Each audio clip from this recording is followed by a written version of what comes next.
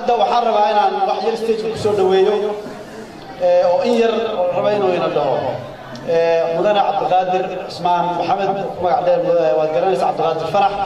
oo in yar raba inuu nala hadlo fadlan hala soo dhaweeyo waa nin aad magaalada in badan deganaa community-ga in badan ka soo shaqeeyay la yaqaano halkan reer ogaadeen in badan wuxuu ahaayay waxyaabo badan ku qabtay fadlan hala soo dhaweeyo mudanaha أما سنتها السلام عليكم ورحمة الله وبركاته دمانتين وما سنتهين قوي بابا غير إسلامي واحد شيء هذا ما قانون هذا هو ما سنتهين ما دام ضدوا أي وحياة بدن كهذين هل أرين بعد بعض ولا كهذا أرين صومالي أو دان ما دام نوعي كهذين وحرجين يا إن صومالي بدن أي مش تشوفه قيم كاسر رمينا كهذا كل يسقال بقول يتدوادي markii dagaalkii Soomaaliya ogaadeen lagu galay oo dhacay intii ka dambeysay wadankeena la xoreeyay ma garanaysaa la soo jabay Soomaali nin ama qof aan walaalkii in adeerkii qof ay abtigii qofuna wax kaga dhimanin oo wax kaga noqon ma jirto marka halkan kan ma aha mid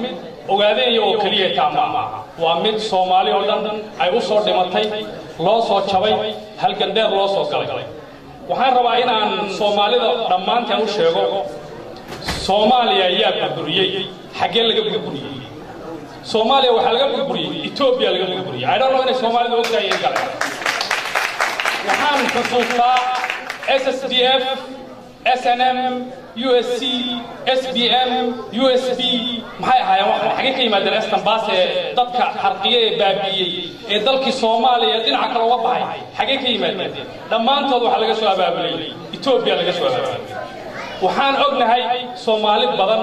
oo hadda joogta inay aaminsan yihiin in Ethiopia ay Ethiopia cusub tahay madad waqtiga maqnaaba madad taariikhda aan akhriinba ogaadeen ya magacana kalmad baniyada ka oranaya marka waxa oran lahaa Soomaaliya oo dhan iyo ogaadeen Soomaaliya oo dhan baa horta ka meystay Ethiopia ka meystay dawladii jirtay ee xoog badneed ee super power ka ahayd ee wasaaradda gaashaandhigga Soomaaliya waxa uu la saartay General Gabriel ninka la yiraahdo hadal xustaan ninkaas waa ninkii burburiyay Muqdisho ee taangiyada la soo galay bartii Ethiopia markii la dagaalamayay uu fadhiisan jiray wasiirka gaashaandhigga ee Soomaaliya Maxamed Ali Samatar bartii u fadhiistay isagoo Soomaali ku hogaaminaya taangiyadii maxaa dhacay waxyaabaha in laga xishoodo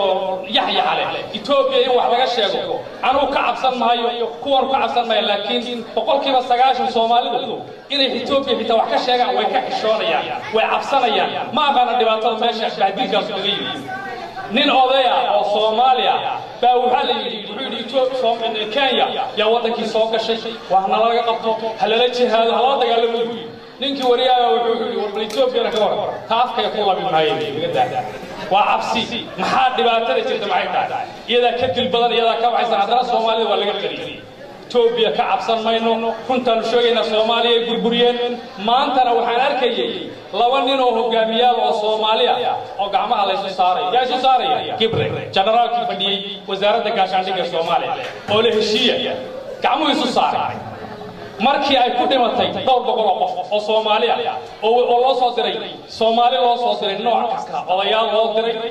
madax loo diray la heshiisiin waayay Gabriel bastoolo wata ayaa wuxuu yiri heshiiya way heshiiya gacmaha isqabsadeen taas gacmaha leeyahay waa Gabriel waa generalkii Soomaaliya burburiyay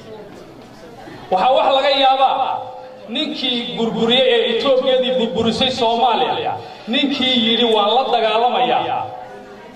in laga soo dhiibay Djibouti Somaliland Puntland gobolada dhexe oo loo dhiibay Ethiopia oo uu gadanayo wax yar oo macna lahayn rasaas iyo hub iyo adaa joogaya gobolkan madax ka ahaanaya in lagu gato nin ari keenay oo xoolo gadaya nin soo qaxay oo xabad dibki ka soo qaxay in la dhiibay oo loo dhiibay Ethiopia ugu celiyay waa wax lala yaabo waxaan xusuustaa goboladan dadkan SSS la baxay dhamaantood markay hadda Somaliland ay lahayd Soomaaliya la dagaalamayna dawladda baa rideena xaqtarana lagu sameeyay dhamaantood waxay dagaal ka soo bilaabeen gobolka Soomaaliya halkaas ka yimaadeen wax dara ka garaacay kuwii ay shalay martida u ahaayeen markay dheen anaga xaqtarana haysta way ka qabteen way diibeen waxyaalaha cajaa'ibka ee la yaab kale in Soomaalidu ay ka cabsato dhibka qofka ku haya nin baa wuxuu yidhi waxaan rabaa buu yidhi in aan fundraising sameeyo meel kireeyo aan rabo inaan Soomaalida qaxaysa waa berigii Muqdisho dagaal ka socday Ethiopia gashay in aan fundraising sameeyo waxaan nidhi waanu kula bixinaynaa qarashka iyo fundraisingka intii dhibaatada dadka qaxisay ma sheegi karaayo mikrofoonka ma nagu soo dhaweynaysaa ma way naga daa taas waa xogaa waa inaga dhaafin balaad xogaa baynu tuuraynaa qabandee war waxaanu cabsi ma aha ilaahay ma mudila xaq baa lagu dhintaa midka kale aan rabo inaan hadalkayga ku soo gabagabeynayay saacadaha la soo qabanaya oo soo firfirnaya ninkii hadalka qaybinayay waxa weeye magacan ogadeen baa rabaa inaan kelmad ka dhaho magacan ogadeen gawaadhideena marka la xado ee ay bagaraysa tuuku gaariga naga kaxaysto maxaynu ku raadinaynaa waxaan wataa gaari garaasiiso oo XL oo taargadeedu tahay 779 booliisku saas ku raadinaya magacan waa magac aynaan inaga leeyla weydiinin oo aynaan inticood laga qaadaan leena oranin ogaadeen yaa leena waa magac gumaysiiroobi sida haddaba kililka shanaad laynoogu bixiyay iyo dadkeenii loogu bixinayo magaca taargadeedii weeye dalkeenaynu ku raadsanayna maalintii ay xoroodana dadka waddanka dega ee Soomaalida magacay la baxaan baynu leenahay kaasaa magacayno ah waayo magaalada hadda siyaaradaynu joogto nin red indiana oo chief oo ugaas ahaaba yaa la odhan jiray ma dhib baynu ku haysaa war waddanku markuu xoroobo intaad ku wareegaysanayso oo dad badan oo leeyihiin war ogaadeenkan waaba qabiil bay naga tahay intaad leedihiin war bal gumaysi iyo inaan ogaadeen la baxno mid uun dooro ma gumaysiga ku roor oo kililka shanaad waa laga goshahay hadda qaar baa riixanaya kililka toddobaad kililka sideedaad waddan xor ah oo Soomaali ah baa maanta waxay leeyihiin kililka lixaad aan laga dhigay war qoladan baaska dagaalamaysa ayaa naga leexiyo aan halkan galaano aan halkaas